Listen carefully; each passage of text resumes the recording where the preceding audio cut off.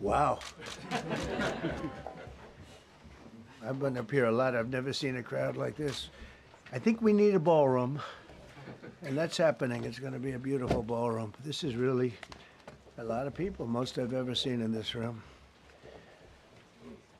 And we're here for a very serious purpose, very serious purpose. Something's out of control, but we're going to put it in control very quickly like we did on the southern border.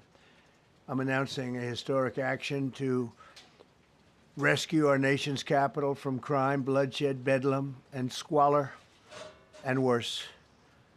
This is Liberation Day in D.C., and we're going to take our capital back. We're taking it back under the authorities vested in me as the President of the United States. I'm officially invoking Section 740 of the District of Columbia Home Rule Act. You know what that is? And placing the D.C. Metropolitan Police Department under direct federal control, and you'll be meeting the people that will be directly involved with that. Very good people, but they're tough, and they know what's happening, and they've done it before. In addition, I'm deploying the National Guard to help reestablish law, order, and public safety in Washington, D.C., and they're going to be allowed to do their job properly. And you people are victims of it, too. You know, you're reporters, and I understand a lot of you tend to be on the liberal side, but you don't want to get mugged and raped and shot and killed. And you all know people and friends of yours that happened.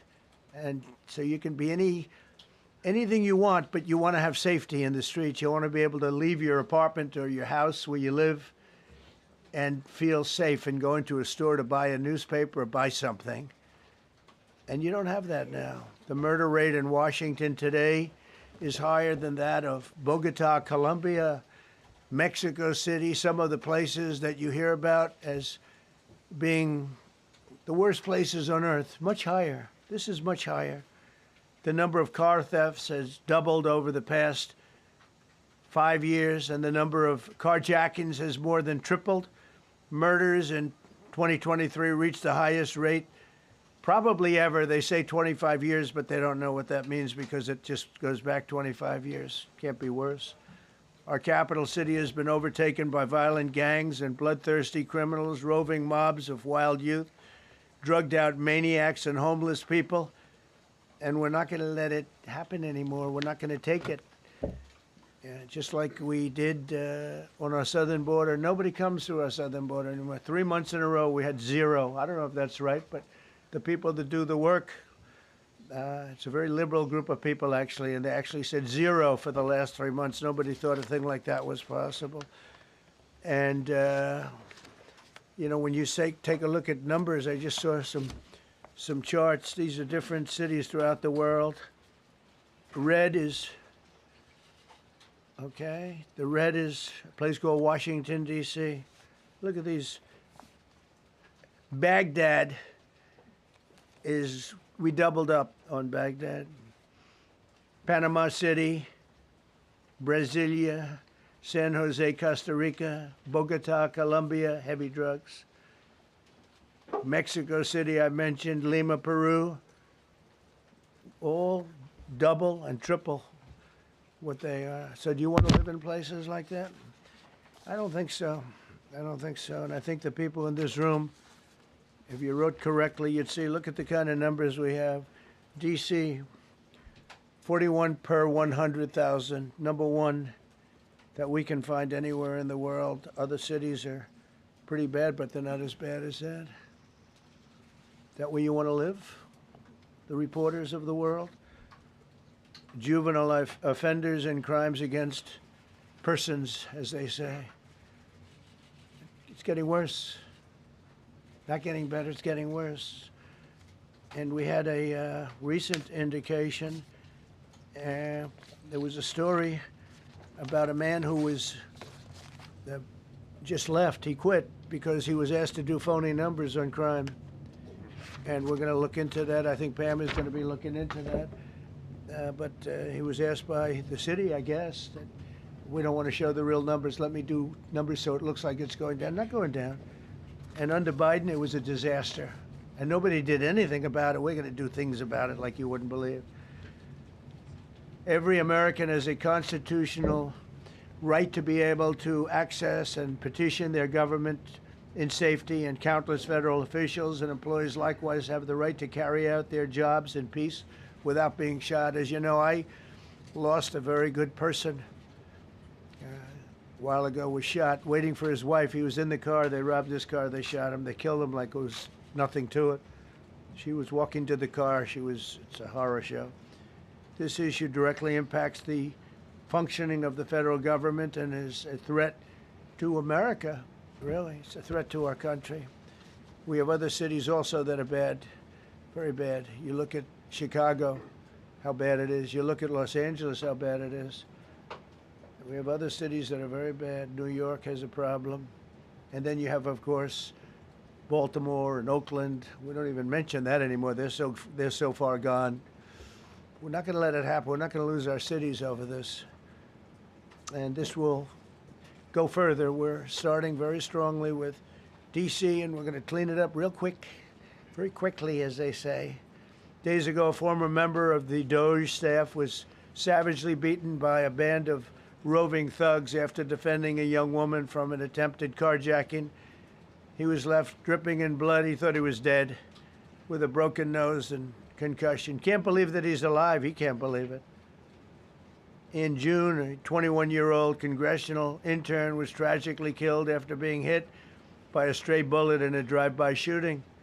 A former Trump administration official named Mike Gill, fantastic person, was murdered last year in cold blood in a carjacking blocks away from the White House. We all knew him. Great person. Waiting for his wife as she was walking to the car. A Democrat congressman was also carjacked at gunpoint not far from the Capitol. And in 2023, an aide to Senator Rand Paul was stabbed in the chest and head by a demented lunatic as he walked down the street, just absolutely for no reason. Horrifically, last July 4th weekend, a 3-year-old girl was shot in the head and killed while sitting in a car near the Capitol. It's becoming a situation of complete and total lawlessness. And we're getting rid of the slums, too. We have slums here. We're getting rid of them. I know it's not politically correct. You'll say, oh, so terrible. No, we're getting rid of the slums where they live. Caravans of mass youth rampage through city streets at all times of the day. There are ATVs, motorbikes. They travel pretty well. Entire neighborhoods are now under emergency curfews. Just this past weekend, gunfire went through, and you saw that, the Navy Yard. I saw it this morning. They saw that they fought back against law. See, they fight back until you knock the hell out of them, because it's the only language they understand. But they fought back against law enforcement last night. And they're not going to be fighting back long, because I've instructed them and told them whatever happens, you know, they love to spit in the face of the police as the police are standing up there in uniform. They're standing and they're screaming at them an inch away from their face. And then they start spitting in their face. And I said, you tell them, you spit and we hit. And they can hit real hard. It's a disgusting thing. I've watched that for years, for 3-4 years. I've watched them. The police are standing, and they're told, don't do anything under any search. So and you can see they want to get at it. And they're standing there, and people are spitting in their face, and they're not allowed to do anything. But now they are allowed to do whatever the hell they want. This dire public safety crisis stems directly from the abject failures of the city's local leadership. The radical left city council adopted no cash bail. By the way, every place in the country where you have no cash bail is a disaster. That's what started the problem in New York, and they don't change it. They don't want to change it. That's what started it in Chicago. I mean, bad politicians started it, bad leadership started it, but that was the one thing that's central, no cash bail. Somebody murders somebody and they're out on no cash bail before the day is out. We're going to end that. in Chicago, we're going to change the statute. I spoke with Pam and Todd and everybody. We're going to change the statute, and I'm going to have to get the Republicans to vote because the Democrats are weak on crime, totally weak on crime. They don't know why. They want to stop because they get mugged too. But we're going to change no cash bail. We're going to change the statute and get rid of some of the other things. And we'll count on the Republicans in Congress and Senate to vote. We have the majority, so we'll vote. We don't have a big majority, but we've gotten everything, including the great, big, beautiful bill. Got that done, and that's one of the greatest things that's ever happened to people in this country. They're starting to figure it out, how good it is. Biggest tax cut in history. So many things. But we'll be able to get that done. So, Todd, if you and Pam can draw up things working with the people, we will. I'll get it passed. We'll get it passed with the Republicans. Probably won't get, think of this, probably won't get one Democrat vote because they have no idea what they're doing. That's why they want men playing in women's sports. That's why they want transgender for everybody transgender. And they just got walloped in an election, in a landslide, and they haven't changed one thing. I saw the other day the certain gentleman who was a very well-known politician, Democrat, was fighting like hell that men should be allowed to play in women's sport. They just don't get it. They said it's an 80-20 issue, and I think it's a 97-3 issue. And I don't know who the three are. I've never heard anybody nobody's ever come up to me, sir, you have to let men play in women's sports. You have to do it, sir. Nobody's ever approached me. I don't know where this issue even comes from. Never seen anything like it. But they turned our nation's capital into a sanctuary jurisdiction. That's the other thing. We have to get rid of sanctuary cities as quickly as possible. We're going to do it, too. We have to. Because it's sanctuary for criminals. Releasing illegal alien gang members onto the streets. In 2022, nearly 70% of criminals arrested in Washington went unprosecuted. That's not going to happen with the group we have standing aside and standing behind me.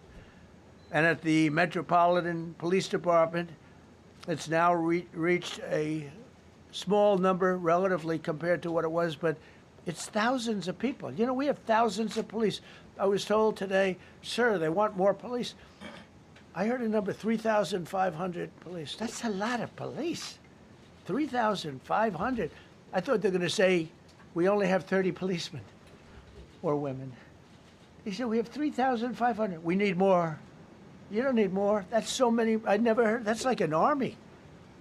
How could you need more than 3,000? It just happened 2 minutes ago. Sir, they've requested more police. Oh, what do they have? About 3,500. I said, 3,500? This is not a big area. It's ridiculous. What you need is rules and regulations, and you need the right people to implement them. And we have the right people here, that I can tell you.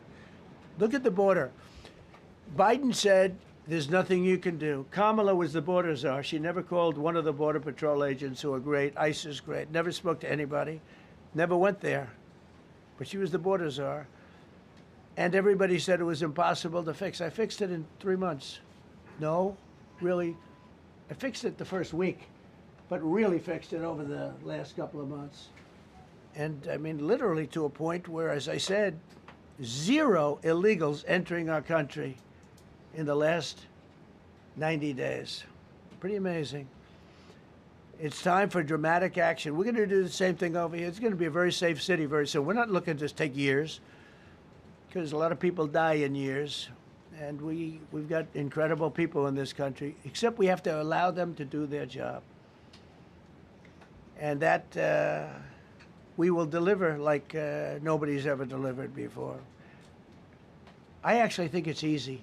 You know, if you're competent, it's easy. If you're incompetent, it's impossible. But I'm very competent.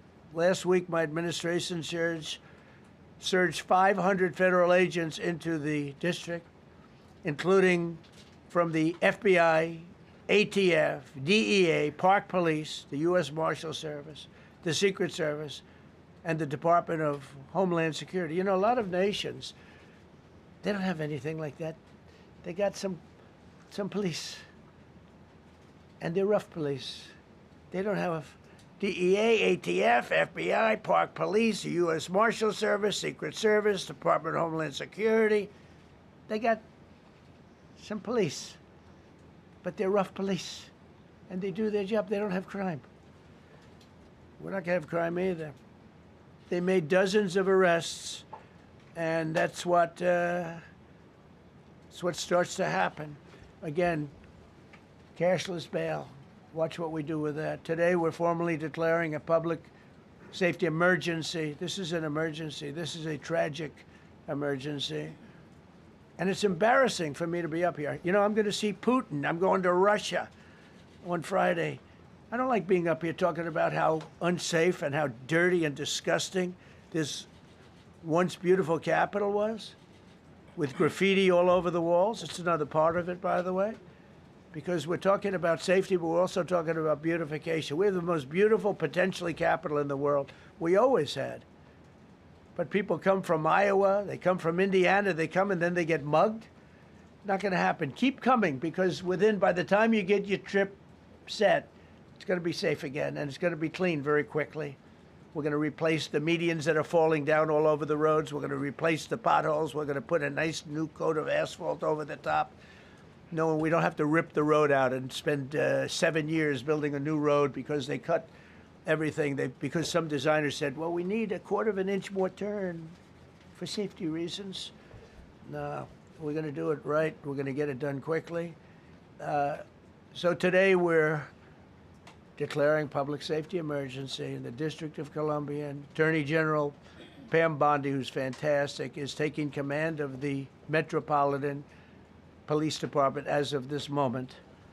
And I'll be making the appropriate notifications to Congress and to the mayor, our new DEA administrator, who's one of the top in the country. He better be Terry. If you're not, I'm going to get rid of you so fast.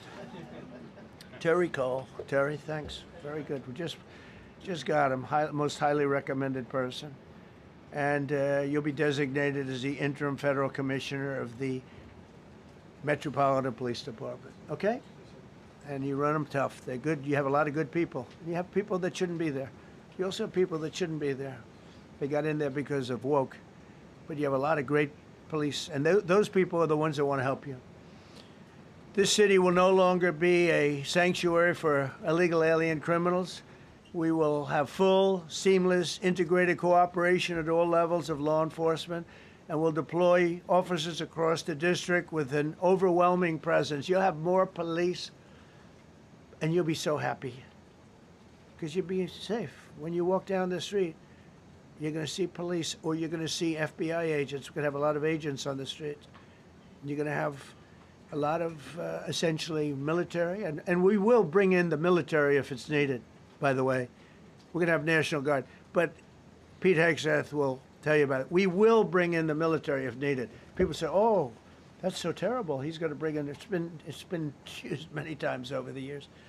I don't think we'll need it. I think we've got so many great people, including the people that are in the police department with proper leadership. They'll immediately begin massive enforcement operations targeting known gangs, drug dealers, and criminal networks to get them the hell off the street, maybe get them out of the country, because a lot of them came into our country illegally. They shouldn't have been allowed in. They come from Venezuela. They come from all over the world. We're going to get them the hell out. They won't be here long. But some of these people, a lot of them, are homegrown criminals. And these are bad people. These are rough people. And this is just a list of some of the people that were given to me today that were criminals removed from the D.C. streets this weekend. They were rough and tough, but we're rougher and tougher. Look at these people here. Nothing, you know. They're not going to be your local school teacher. Look at this guy. He has killed people numerous times. They're not going to be an asset. They will never be an asset to society. I don't care. I know we all want to say, oh, they're going to be rehabbed. It's not going to be rehabbed. I'm going to ask Doug Burgum to come up and say a couple of words because he's in charge, as you know. He's Interior, but he's in charge of the U.S. Park Police. And I've heard so many great things about the Park Police. They're proud of it. They've been there for a long time. Their families oftentimes grow into the roles. They love the country. They love this area. So, Doug, could you say a few words, please? Thank you, Mr. President. On behalf of the U.S. Park Police, this is the oldest federal police force in the nation. They were formed in 1791 by none other than President George Washington. They've got the awesome responsibility of protecting our nation's most sacred monuments. The National Mall, Washington Monument, Jefferson Memorial, Lincoln Memorial, Statue of Liberty, and out west, the Presidio and the Golden Gate area. These folks have tens of millions of visitors a year, the kind of people that President Trump's talking about that come from around the country and around the world to see our sacred and learn about our history and our sacred monuments. They've been doing a fantastic job, but they are so pleased, the rank and file, that President Trump is now allowing them to enforce the law. As those of you that live in the city may know, that the circles and the triangle parks that are spread throughout D.C. are actually federal park property. So the U.S. Park Police also have responsibility for that. These became littered with homeless camps under the Biden administration. All of you saw that. Since President Trump's executive order on March 27th, making D.C. safe and beautiful again, the U.S. Park Police have removed over 70 homeless camps. And President Trump also talked about beautification. They're stopping and enforcing the laws against graffiti on our monuments. They've removed over 80 specific attacks against our history with graffiti on our monuments. So they continue to do a great job, whether it's in their vehicles, on foot, or on the mounted police that you see around the National Mall. And President Trump, they thank you. The rank and file is so happy to be enforcing the law again. Thank you for your leadership, and they're excited about the announcement you're making today. Thank you. Very good. Great job you're doing. Thank you very much. Pete, could you say something about the military, if you would? Well, Mr. President, it's an honor to be here. And at your direction this morning, we've mobilized the D.C. National Guard. It'll be operationalized by the Secretary of the Army, Dan Driscoll, through the D.C. Guard. You will see them flowing into the streets of Washington in the coming week. At your direction as well, sir, there are other units we are prepared to bring in. Other National Guard units, other specialized units. They will be strong, they will be tough, and they will stand with their law enforcement partners. This is nothing new for DOD. As the President noted, at the border, we've got 10,000 troops down there who've been operating in defense cooperation areas, defense zones, where there's zero illegal crossings because of troops on strikers scanning the border. We've been protecting other people's borders for 20 years. It's about time we protect our own, and we're working with ICE and CBP. In Los Angeles, we did the same thing, working with the California National Guard, working with ICE officers. ICE officers deserve to do their job and not be attacked. We will work alongside all D.C. police and federal law enforcement to ensure this city is safe, this city is beautiful, and as I always say about President Trump to the troops, he has their back. And my message to the National Guard and federal law enforcement in Washington is, we have your back as well. Be tough, be strong, we're right behind you. Thank you, Mr. President. I'm going to ask Pam, because she's now, as you heard me say, she's really in charge of a lot of what we're talking about. She's done an incredible job. People are going to start to see the fruits of her labor. And Pam, maybe you could say a few words about what we're talking about here. Sure, President. Let me be crystal clear. Crime in D.C. is ending, and ending today. We are going to use every power we have to fight criminals here. President, thank you for caring about our capital. Families come here every summer. Our museums are free. We have the National Zoo. We have the National Gallery. D.C. should be a place where everyone can come and feel safe. Behind me and to my side, we have some of the best career law enforcement and prosecutors in the country who are ready to take this on. As the President said, Terry Cole is going to be supervising the Metro Police Department. Gaddy Serralta, our U.S. Marshal, is going to be supervising command and control, the entire operation. Our Deputy Attorney General, Todd Blanche, and I will be working with them closely, along with our great FBI Director, Kash Patel. Kash is going to talk to you in a minute about what we did in Virginia recently with Governor Youngkin. Many of you covered that, and it was tremendously successful. Not only that, our secret weapon here in D.C. is U.S. Attorney Jeanine Pirro, one of the toughest prosecutors and a former judge, and she is going to be talking about juvenile crime, how it's out of control here, and what she's going to do to fight back.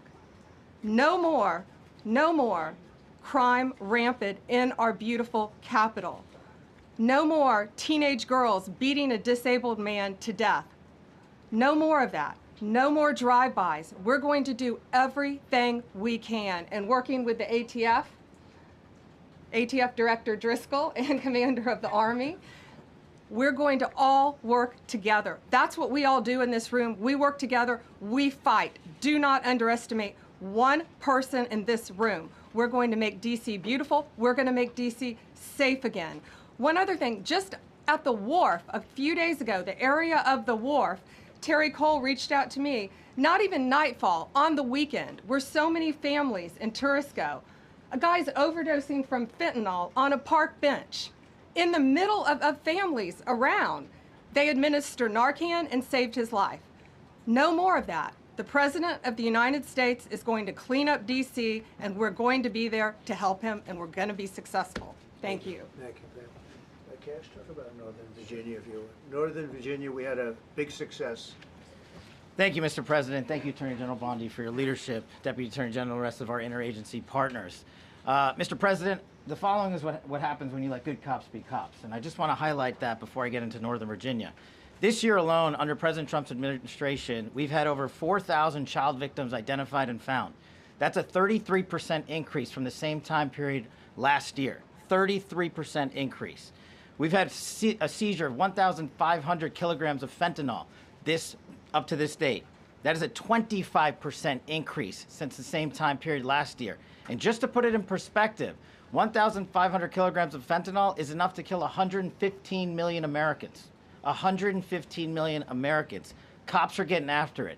The FBI has arrested 19,000 people this year alone. Thanks to President Trump's administrations, that's double than where we were this time last year. And we have also arrested 1,600 people who have committed violent acts against children. 270 of them are human traffickers of children. Mr. President, this is what happens when you have great leadership at the Attorney General with Pam Bondi, your administration's priority of protecting the homeland and protecting American citizens and protecting our children, and the murder rates are plummeting. We are now able to report that the murder rate is on track to be the lowest in U.S. history, in modern recorded U.S. history, thanks to this team behind me and President Trump's priorities. And how do we do it? And what are we going to bring to D.C.? What we did in Northern Virginia, thanks to Terry Cole and Governor Youngkin and the team, we stood up a task force out in my Northern Virginia field office, and we said, let's let good cops be cops, let's get them the intelligence and what they need, and let's get the red tape out of their way, and let's get DOJ partnered up with us to bring great prosecutions, and that's exactly what we did. In 1 month, we arrested 545 violent felons. 545 in the state of Virginia, thanks to Governor Youngkin's partnership.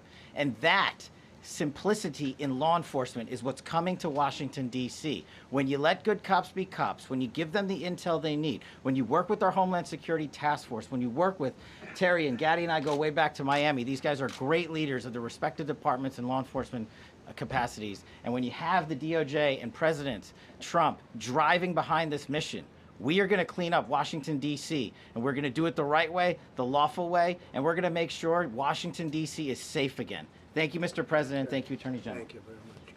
Good job. Thank you, Cash.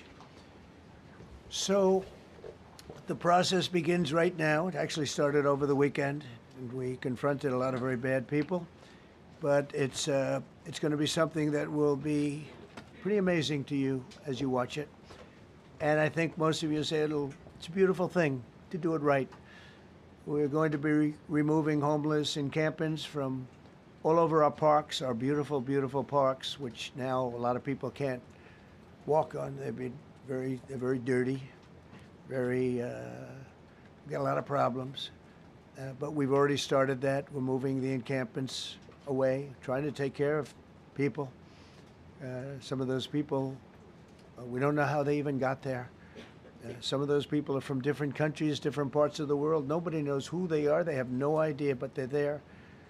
We're getting rid of the people from underpasses and public spaces from all over the city. There are many places that they can go, and we're going to help them as much as you can help.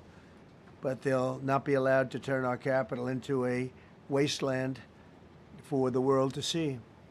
The Metropolitan Police Department and the federal authorities will be supported in the effort, a really big effort, the 800 DC National Guardsmen that we'll put on, and much more if necessary, much more. You remember I said, I offered 10,000 once. Remember I said to a certain person, a person who I thought always was highly overrated, not very competent, but I said, if you need them, we'll give you 10,000 of the military or the National Guard. They turned me down.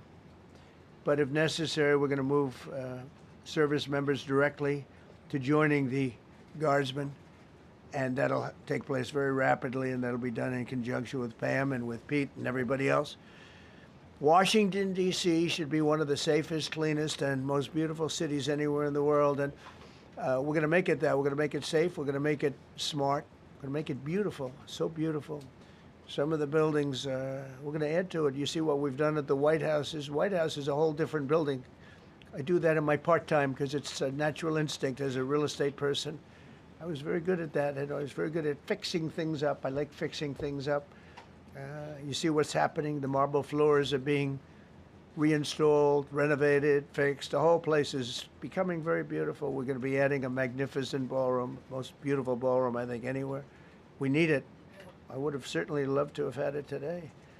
I think we would have filled it up. A lot of you are standing outside, can't get in this room. I have never seen the room like this, which tells me that you want to talk about, I mean, this was a D.C. news conference. It tells me that you want to talk about crime in D.C. and beautification of D.C., but I'm going to put that's easy. And I think, frankly, fixing the crime with the pros, fixing the crime is easy, too. A person who I've known for a long time, and she's been incredible. She was a fantastic, one of the best ever district attorneys in New York. She was in Westchester, and she became a judge, very successful judge. And then she went into showbiz because she was such a good DA and such a good judge, tough judge, but fair, always fair. Nobody ever complained about that, but she was tough. And because of that and her reputation, she went into showbiz. So a lot of people don't, they think of Janine as showbiz. Actually, showbiz was not her thing. And she did great. She was on, along with a couple of other of my friends, on the #1 show. And she did great, but this is what she loves doing. This is really her baby. What she's going to do is going to be incredible. And I'd like to speak for just a few seconds on what she has in mind, what she wants to do. We're going to be appointing some judges. We have some open spots, and we're going to take people, because the judges are letting killers out. They just say, go, that's okay, don't worry about it. So we're putting some, Pam recommended, Todd recommended, some judges that are great. Janine recommended. Janine's given me 3 great candidates already. We have about 10 open spots, and we could probably create some more. We need them. Janine, would you say a few words, please? Thank you very much, Mr. President, and thank you, Madam Attorney General, and to all my partners here. We all want the same thing. We all want a safe city. We want a safe capital. We want to be able to bring our families here. We want to be able to come and enjoy the history that makes this place great. And unfortunately, we are not in that position right now. And Mr. President, I want to thank you for taking the step that we need right now to make criminals understand that they are not going to get away with it anymore. And I'm not going to stand here and go over and over the cases. But what I can tell you is this. I see too much violent crime being committed by young punks who think that they can get together in gangs and crews and beat the hell out of you or anyone else. They don't care where they are. They can be in DuPont Circle, but they know that we can't touch them. Why? Because the laws are weak. I can't touch you if you're 14, 15, 16, 17 years old and you have a gun.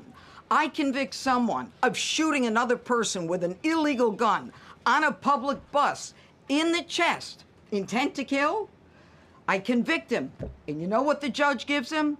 Probation. Says you should go to college. We need to go after the DC Council and their absurd laws. We need to get rid of this concept of, no cash bail. We need to recognize that the people who matter are the law-abiding citizens, and it starts today But it's not going to end today, because the president is going to do everything we need to do to make sure that these emboldened criminals understand we see you, we're watching you, and we're going to change the law to catch you. And my final note is this. These kids understand that the jurisdiction is through the State Attorney General, Brian Schwab. I did a poster of the young man from Doge who was beaten bloody with a severe concussion, a broken nose. And then I did a poster of what happens to those kids, because I can't arrest them, I can't prosecute them. They go to family court and they get to do yoga and arts and crafts. Enough. It changes today. Thank you, Mr. President. Thank you, Jim. You're welcome. Great job. Thank you. If I could, I just signed some executive orders. I'd like to have Will please come up, and we'll let the people know what we signed. Do you want to put them down? Yes, sir. Go ahead. A short while ago in the Oval Office, President Trump signed 2 crucial executive actions to deal with the emergency crime conditions we currently face in the District of Columbia. The first of these was an executive order, as President Trump said before, invoking his powers under Section 40 of the Home Rule Act to take federal control of the D.C. Metropolitan Police Department. Along with that executive order, President Trump signed the statutorily required notification letters to Mayor Bowser and to the relevant House and Senate committee leaders. The second major executive action that President Trump signed was a presidential memorandum directing the Secretary of Defense to utilize the National Guard to address the conditions we see on our streets here in D.C. It also authorized the Secretary of Defense to work with state governors to utilize their National Guard units if necessary as well. These are bold, decisive steps intended to combat the out-of-control crime conditions we've seen on D.C.'s streets for far too long, and I, for one, am deeply proud to be part of an administration that's finally coming to terms with these issues, sir. Thank you very much. Sir. Thank you. So, just to conclude, Washington, D.C. should be one of the safest, cleanest, most beautiful places anywhere in the world. It was years ago. We had one problem that was a pretty big problem. The radical left got out of control and they started trying to rip down statues. And I said, let's go pass a law real fast. We're going to do it real fast, but we were blocked by the Democrats who do not want safety. Nobody gets it. I don't get it. They don't get it because they can't get votes. I don't know how they can win an election with this, but they don't want safety. And I found an old statute, very old, early 1900s, that said if you so much as touch or even think about destroying a statue or a monument in Washington, D.C., you go to jail for 10 years with no probation, no anything. In other words, slightly different than we have today. Today we have cashless bail. There you get jailed 10 years. No curtailed sentence, 10 years. And we took it out. Nobody used it. It was never used because, you know, it's harsh. And you remember they started to rip down the statue of Abraham Lincoln. I said, that's a tough one to rip down. He was pretty good, Pam. I think he was pretty good. When the ropes started going around Abraham Lincoln to pull him down, Andrew Jackson, others, and they were heading to the Jefferson Memorial, Thomas Jefferson. They're going to do a big number there. I said, it's time. And I signed that statute immediately. We had it updated. We made it use the same language, all passed by Congress. And I announced it's 10 years in jail, no probation, no anything, 10 years, no curtail sentence if you touch, so much as touch a statue in Washington, D.C. And it was an amazing sight, beautiful sight. Everybody just left. The ropes were hanging around Andrew Jackson, and there were 2 ropes around Abraham Lincoln. They left the rope, but everybody just left. And that was the last problem we ever had. You know, that was the last problem that we ever had with the statues. They were going wild, and somebody came to me and said, sir, in 1910, I don't want to give you an exact because you'll say, Donald Trump gave us wrong dates around like early on. You know, if I'm slightly off, they make you sound a little bad. So I won't put myself in that position. I won't put you in that position, because I think everybody agrees with what we're doing today. But when I signed that thing, it was like a miracle. Everybody left. They were gone. They were starting to march down. They started the march toward Thomas Jefferson, and I figured he was always going to be safe. But they found something with him, and they found something with Abraham Lincoln, and even in the name George Washington in California, numerous places changed the name of George Washington High School and various other places. They took George Washington's name. This was a sick, woke culture that I think we've largely ended. And a lot of those people that were woke are now turning out to be the opposite. I won't go so far as to say MAGA. It's a very special category. But they've gotten out of that. But we have people that love this country, and they love this really beautiful capital. It is. I flew over it the other day, and I said, what a beautiful place. But if there's crime all over the streets, when you get there, it doesn't look so beautiful. But we're going to make it beautiful again. We're going to fix it with crime, and we're going to also, as we're doing that, we're going to start doing things that we know how to do, that I know how to do better than anybody, I guess, because of my experience from previous life. But not only are we stopping the crime, we're going to clean up the trash and the graffiti and the grime and the dirt and the broken marble panels and all of the things they've done to hurt this city. And we're going to restore the city back to the gleaming capital that everybody wants it to be. It's going to be something very special. All of these people are really tough. Could I shake your hand, Gaddy, please? You're going to be so important here. You're going to be that guy. I hope I don't have to fire him in 2 weeks because he's too soft. I don't think he's too soft. If I do, I will, though. Is it okay if you're soft, weak, and pathetic like so many people? I will fire you so fast. You're not going to have to worry about that. No, I think you're going to do a fantastic job. And everybody in this room, they may not express it, but they all want that to happen. You know, they want to be safe, and they have families too. So it's an honor to have such a large group. I've done this for years now, hard to believe.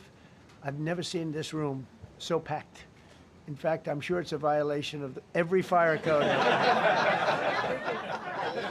But we'll let you stay anyway. You're taking a chance. And with that, we'll say, maybe if you could, oh, wow. We could be here all day long. If we could keep the first questions, perhaps, to this subject, and then we'll go on to a few others. Please. Mr. President, thank you so much. Can you talk about how personal of an issue this is? We talked about flying over the Washington Monument and seeing the pride of what D.C. is, and do you believe that the status of the city, the cleanliness, the way that crime is low, is a direct reflection on how the country is run? Yeah, I do. I think the Capitol, look, everyone comes here. They're all coming. All the leaders, they're all wanting to come. And I say it, I've said it again, but I'm really just quoting other leaders from NATO, from the Middle East, King of Saudi Arabia, Qatar, UAE. I was over there. We brought back $5.1 trillion of investment into our country. But a month and a half ago, I was at NATO. We had a great thing. They agreed to put up 5% instead of 2%. 2% they didn't pay, 5% is already paid. We had a great meeting, and they all said the same thing. They said our country was dead. They thought our country was gone. 1 year ago, they said your country was dead. And now you have the hottest country anywhere in the world. We do. We have the hottest country in the world right now. The tariffs have helped. It's given us not only the money, it's billions, trillions of dollars of money, but it gives us great power over enemies. We solved 5 wars with Pakistan and India. We just solved one. Azerbaijan and, as you know, and Armenia. War was raging for 37 years. And the 2 leaders got up and they said, we never thought this would be solved. Russia tried to solve it. They all tried to solve it. It was a very tough situation, but we got it done and got it done. And I said to the 2 men, I said, are you guys friends? And they had a hard time. You know, they've been killing each other for 37 years, right? One was there 5 years, one was there for 22 years. He said, my whole life I've been fighting this war. and you got it solved. But we did many of those. We did in the Congo and Rwanda. That's been going on for 30 years. 8 to 9 million people killed that they know of, but it was raging, and we got that solved. We got a lot of them done. It's a great honor. But you want to have, when they come, the leaders come to our country to sign documents that the war is over or whatever, or for other reasons. They come for trade. And you want them to come through so beautifully. You ride down those roads, everything should be perfect. You shouldn't have medians falling down into the roadway. Median, you know, the metal things that are always, somebody had a great lobbyist, because I've never seen them look good. I've been looking at those things with the little, right? They're always broken and bad, but here they're really bad. And we're going to either put new or fix it, and it's not expensive. It's not really expensive. And we're going to fix our roads a little bit. We're going to clean up our sidewalks. You have countries where every Saturday the people go out and they wash their sidewalks in front of their stores or their houses. They scrub their sidewalks. So we aren't quite at that level yet. I don't think, Gaddy, we're not quite there yet, but maybe we will. They go out and they scrub. I think it's so beautiful to hear that and to see those stories. But we're going to make it clean. But just to finish with your question, it's a very, very strong reflection of our country. And when they see a bad city, you know, my father always used to tell me, I had a wonderful father, very smart, and he used to say, son, when you walk into a restaurant and you see a dirty front door, don't go in, because if the front door is dirty, the kitchen's dirty also. Same thing with the Capitol. If our Capitol's dirty, our whole country is dirty, and they don't respect us. So it's a very good question, actually. Mr. President, sorry. Question for you on the specific issue. Do you expect more cities to follow DC's path if this goes through? So the idea is that Chicago, LA, San Francisco, would they expect similar action what we've seen in DC? And the other question, sir, there's reporting that the administration is going to reclassify marijuana. Would that send mixed messages that if marijuana is okay, some drugs are okay, but we're trying to clean up crime? How do they go hand in hand? We're only looking at that. That's early, but you know, somebody reported it, which is fine. We're looking at it. Some people like it, some people hate it. Some people hate the whole concept of marijuana, because if it does bad for the children, it does bad for people that are older than children. But we're looking at reclassification, and we'll make a determination over the next, I would say, over the next few weeks.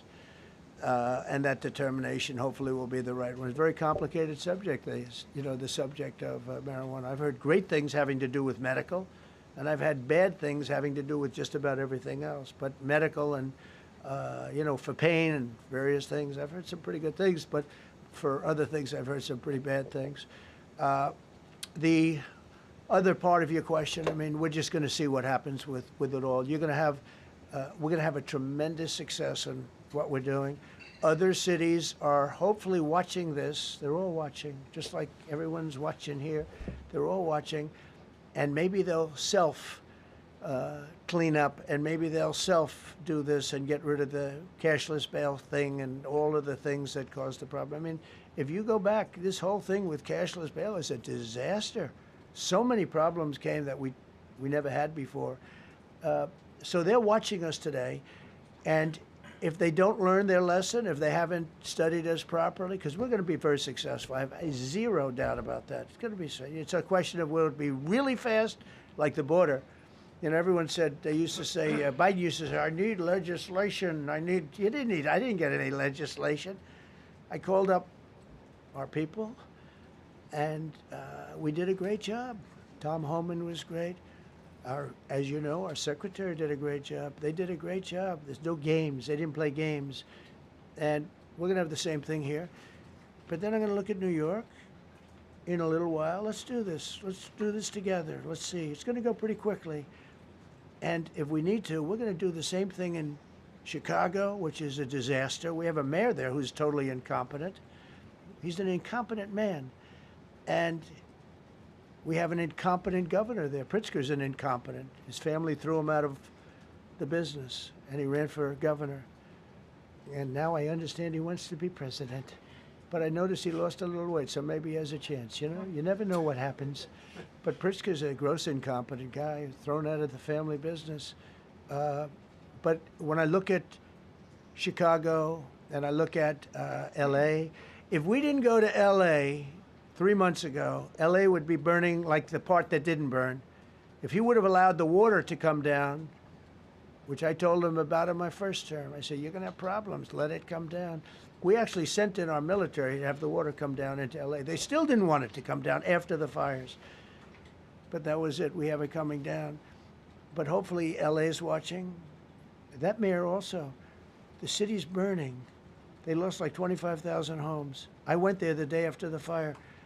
You were there, and I saw people standing in front of a burned down home. It was, their homes were incinerated. They weren't like, even the steel was literally, it was all warped and literally disintegrated because of the winds and the flame and the whole thing, like a blowtorch. They were standing on this beautiful day, maybe a couple of days after.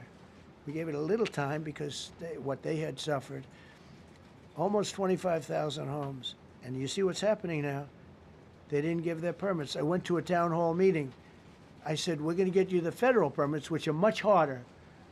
Almost immediately. Lee Zeldin is a star. He did an incredible job. They have all their federal permits. They don't have their city permits. And the mayor said to me, we think we can have them in 2 years. I was walking down the street, and I met with firemen and police. And I was saying hello to many people that were standing in front of their homes with yellow tape. You can't go in. You can't go onto the lot. And those people wanted to start rebuilding their homes then and there. And the mayor said, we should be able to get them the permits within 2 years. I said, that's a shame. 2 years? Are you kidding? I'm going to get them the federal permit like almost immediately. 2 years. And she roared back, well, maybe 1 year. The place was booing her out of the place. They don't have their permits to build their homes. And now they're talking about putting, this is among the most beautiful areas in the country. Now they're talking about putting low-income housing there. Can you believe this? I love low-income housing. I made money with low-income housing. I built low-income housing. I know more about low-income housing and luxury housing. I know about everything real estate. They want to replace some of those homes with low-income housing. They haven't gotten their permits yet. We've gotten all the federal permits, which are much tougher to get, and it was done almost immediately through Lee Zeldin and Federal Environmental. And I watched the other day, those people are angry. And now, you know, they had tremendous, they loved that area. They loved the whole big area, different places, but they loved it. It was all luxury stuff and beautiful stuff. And some wasn't that luxury, but the level of love for that neighborhood, their neighborhoods, was incredible. And you know what? I watched people on television, they want to go, they want to leave. They've lost their spirit, they've lost their heart, because the mayor's incompetent. And Gavin Newsom is incompetent. He's got a good line of bullshit, but that's about it. He's incompetent.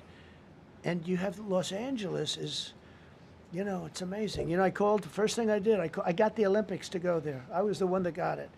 And by a rare thing that happened, I'll be the president. I was very upset because I got the Olympics there, and I said I won't be president when it comes. But bad things happened, and illegal things happened, really illegal things happened. Now it turns out one good thing was I'm going to be the president for the Olympics for 2050, for 250, which is going to be fantastic, and also for the World Cup. So we have a lot of good things, and I hope 250 is going to be the 250th anniversary is going to be the best. But when I looked at those people, and I saw last night on television that they still don't have their permits, it's a disgrace what's happened in Los Angeles. Yeah, thank you. The China tariff deadline is tonight. Do you plan to extend that? We'll see what happens. China's been, we've been dealing very nicely with China, as you probably have heard. They have tremendous tariffs that they're paying to the United States of America. And we'll see what happens. They've been dealing quite nicely. The relationship is very good with President Xi and myself. President, you mentioned your upcoming meeting with President Putin. Can Yeah. you tell us what you hope to get out of that and whether you'll consider inviting President Zelensky to join? So you have to understand, this is a war that should have never happened. This is a war that wouldn't have happened if I were president. It would have never happened. It was the apple of his eye. I got along very well with President Putin. But if you look, under President Bush, they took a lot of territory. Under President Obama, they took a lot of territory. Under Biden, they essentially took the whole thing. You know, it's just a question of time. Under Trump, you know what they took? Nothing, nothing. I was the one that said, you can't build your pipeline. That was half built. I came in, I stopped the pipeline. It's called Nord Stream 2. Nobody knows that, you know. Nobody ever heard of Nord Stream 2. You might have not even heard it. Biggest pipeline in the world. I stopped it. I was not a friend of Russia, but I got along well with Putin. It's always good to get along with other countries if possible, but that doesn't mean you roll over like Biden did. Biden came in and he immediately approved the pipeline. I couldn't believe it. Then they say Trump wasn't tough on Russia. I wasn't tough. I was the toughest. Putin said, if you're not tough, I would hate like hell to see you visit. I stopped the biggest economic development job, the biggest job that Russia had ever built. I stopped it. It was dead. And this low IQ president came in and he let them build a pipeline and supply oil and gas all over Europe, you know. So this is really a feel-out meeting a little bit. And President Putin invited me to get involved. He wants to get involved. I believe he wants to get it over with. Now, I've said that a few times, and I've been disappointed because I'd have like a great call with him, and then missiles would be lobbed into Kiev or some other place, and you'd have 60 people laying on a road dying. I said, that's cold, that's cold. But it's a violent war. 5,000 to 7,000 people a week are dying. And you know, there's nobody from here. They're all Russian and Ukrainian people, and some people from the cities, much smaller number, but still, those missiles do damage and they kill a lot of people, but mostly soldiers. And they're young soldiers, although in the case of Ukraine, they're getting much older. They're drafting 60-year-olds now. It's a terrible thing to witness, and I think I have an obligation. Look, this is Joe Biden's war. This is not my war. I made a deal with NATO a month ago. You covered it very accurately, actually. We don't pay anything anymore. You know, we're not paying anything. They are buying things from us, and NATO is paying us. I got it raised from 2% of GDP to 5%. And they're paying us for everything that we send. We're not paying. But Biden approved $350 billion. Europe has spent $100 billion. The money that's been spent and the death is incredible. It's the worst thing that's happened, by far the worst that's happened since World War II. So I'm going in to speak to Vladimir Putin. And I'm going to be telling him, you got to end this war. You got to end it. And he wasn't going to mess with me. This war would have never happened. You know, we had a discussion about it one time, and we never had that discussion again. Would have never happened.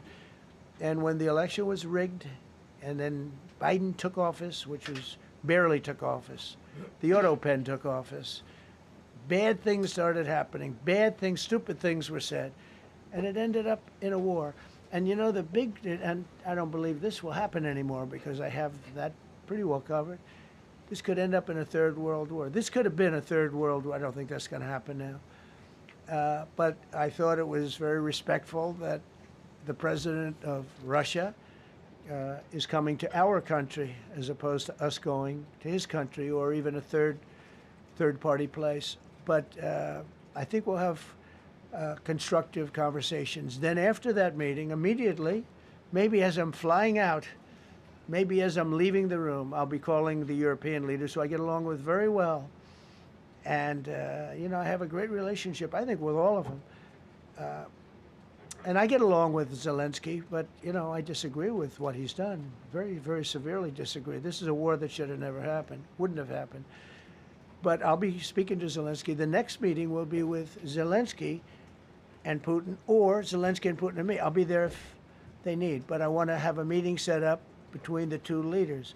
I was a little bothered by the fact that Zelensky was saying, well, I have to get constitutional approval. I mean, he's got approval to go into war and kill everybody, but he needs approval to do a land swap because there'll be some land swapping going on. I know that through Russia and through conversations with everybody to the good, for the good of Ukraine.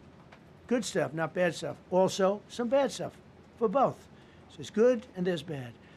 But it's very complex because you have lines that are very uneven. And there'll be some swapping. There'll be some changes in land, and the word that they will use is, they make changes. We're going to change the lines, the battle lines. Russia's occupied a big portion of Ukraine. They've occupied some very prime territory. We're going to try and get some of that territory back for Ukraine. But they've taken some very prime territory. They've taken largely ocean, in real estate we call it oceanfront property. That's always the most valuable property. If you're in a lake, a river, or an ocean, it's always the best property. Well, Ukraine, a lot of people don't know that Ukraine was largely 1,000 miles of ocean. That's gone. Other than one small area, Odessa, it's a small area. There's just a little bit of water left. So I'm going to go and see the parameters. Now, I may leave and say, good luck, and that'll be the end. I may say this is not going to be settled. I mean, there are those that believe that Putin wanted all of Ukraine. I happen to be one of them, by the way. I think if it weren't for me, he would not be even talking to anybody else right now. But I'm going to meet with him. We're going to see what the parameters are. I'm then going to call up President Zelensky and the European leaders right after the meeting, yeah. And I'm going to tell them what kind of a deal. I'm not going to make a deal. It's not up to me to make a deal. I think a deal should be made for both. I think Russia has to get back into building their country. It's a massive country. I think they have 11 time zones, if you can believe it. It's a massive, it's by far, from the standpoint of land, it's by far the largest. They have tremendous potential in Russia to do well. They're not doing well. Their economy is not doing well right now because it's been very well disturbed by this. It doesn't help when the President of the United States tells their largest or second largest oil buyer that we're putting a 50% tariff on you if you buy oil from Russia. That was a big blow.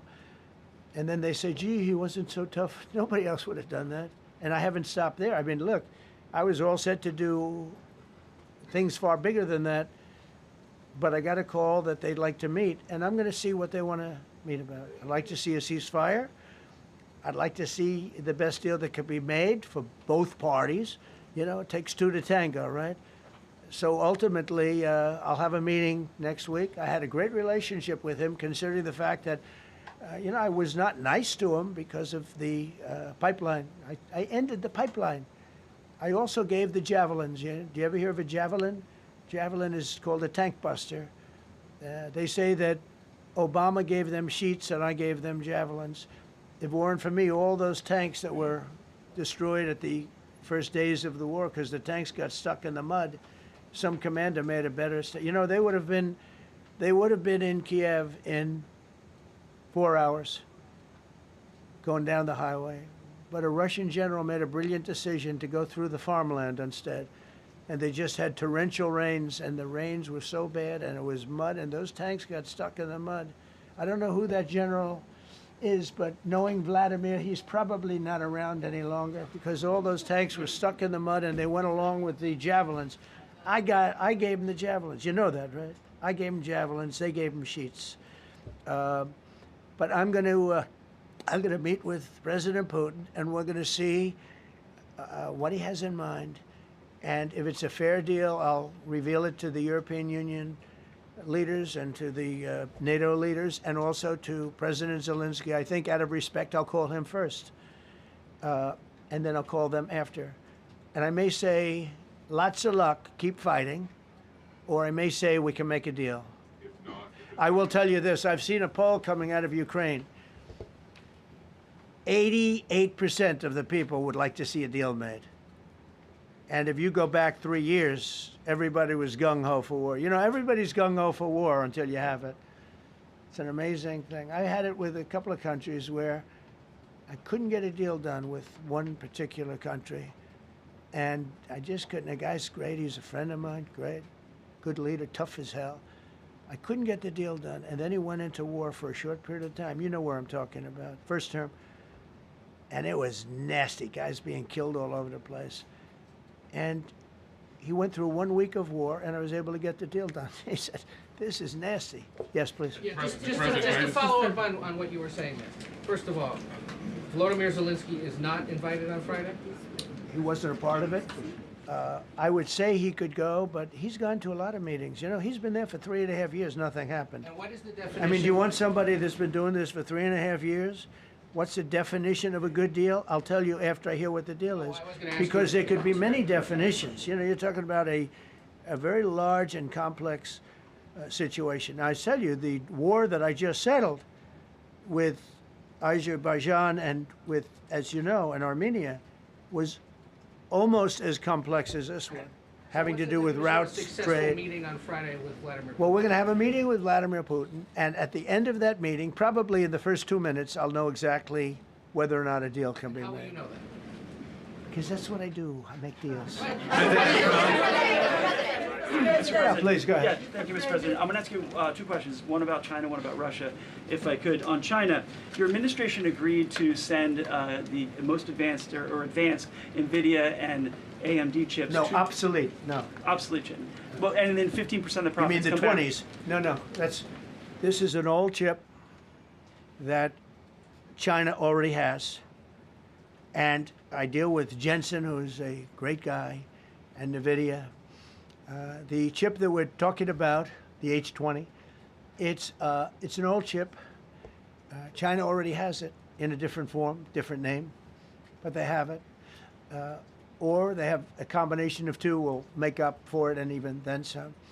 Now Jensen's a very brilliant guy, and Jensen also has a new chip, the Blackwell. Do you know what the Blackwell is? The Blackwell is super duper advanced.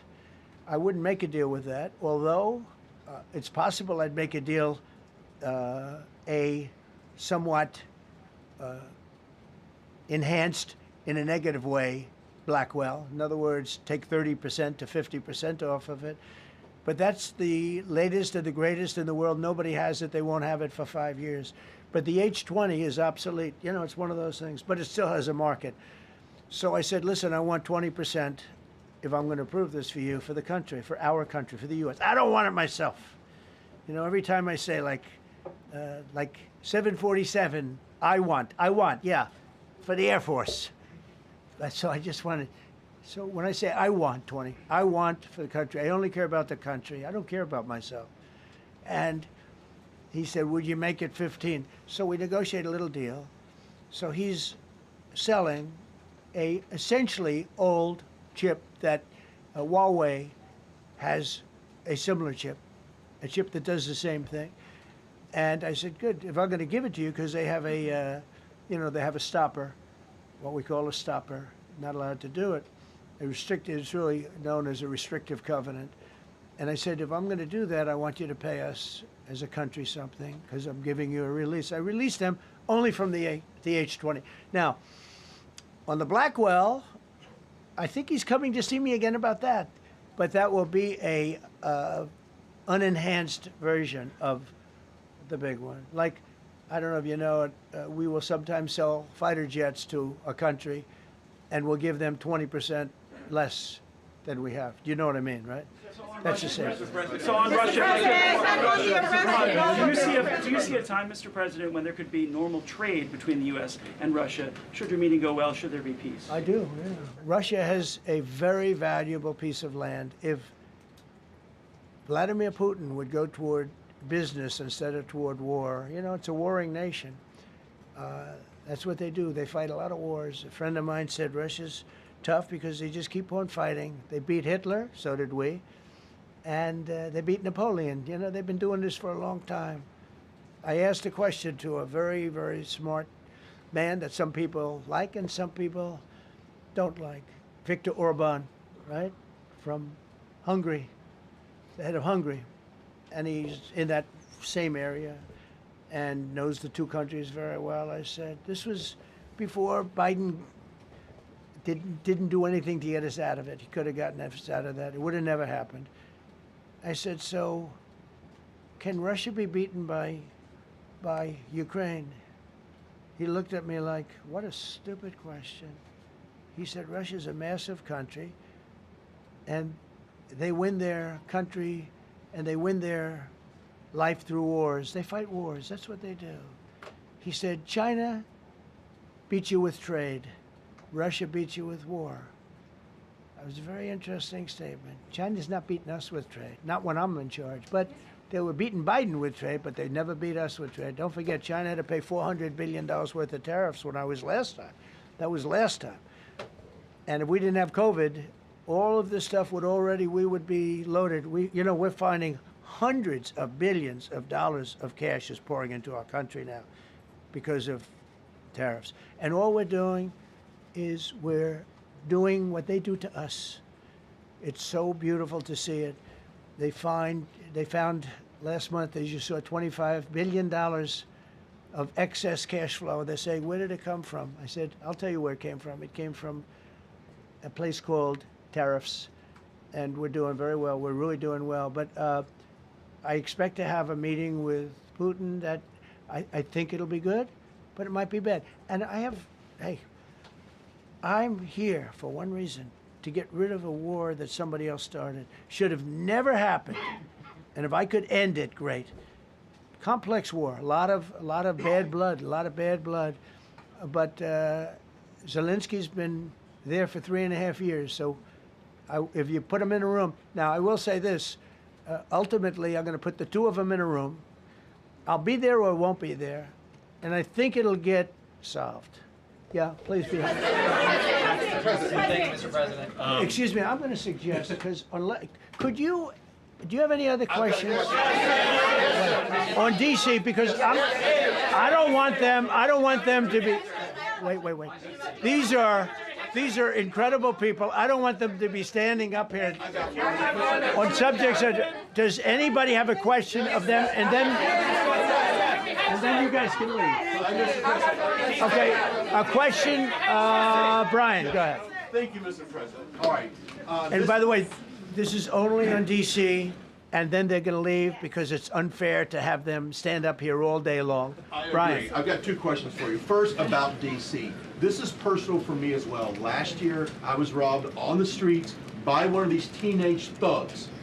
Had a gun, got away with it. Let's talk about the effort that between law enforcement, prosecutors, and judges, because it's a recycling belt. Like, these kids go, they don't fear the police. They know it. If you talk about how we've got to get these judges and put these kids behind bars, right. Adult crimes deserve adult penalties. And my second question, I'll after you answer that, please. You want me to answer it? Whoever wants to take it. Okay, it's real. Do you want me to answer it? Go ahead. Here's the problem. Assuming that they're 17 years, older than 17 years old, I can get the case. If they're under 18 years of age, I can only get the case if it's murder, rob one, rape, or even if they shoot a gun but don't kill you, I can't get it. So the law has to be changed. As the president said, cashless bail. That has to be changed. All right, then even assuming I get the case, I get jurisdiction, I get a conviction, the DC Council has given the judges the ability to give probation on shootings. And so then it's up to them. All of these things, the Youth Rehabilitation Incarceration Reduction Act, and now they want to seal records. So if we work hard, we get a conviction, they want to wipe it out. So that needs all to be changed. Okay, Mr. Question. Pam, would you answer that also? Yeah, and just back to that topic, let's be clear though, we're going to charge them and we're going to track every single thing they do throughout every step of the court process and report back to you and let all of you know what's happening to them, because the people who are prosecuting them, the judges who are trying them, they also need to be held accountable. Mr. President, you also made a comment. You made a comment you walked out here. This is the most people we've ever seen in this briefing. I've never seen ever, right? I've never seen any. Where's Caroline? Where's my superstar? Caroline. Is Caroline in the back? Where's Caroline? Come here, Caroline. Come here, Caroline. Come here. Is she doing a good job, by the way? Come here, Caroline. Is this the largest crowd that you've ever seen? This is definitely the most packed briefing, and I think all of you would agree. I think it's why we need to build a ballroom. Mr. President, I have a better idea. All right, Brian, go ahead. My question is this.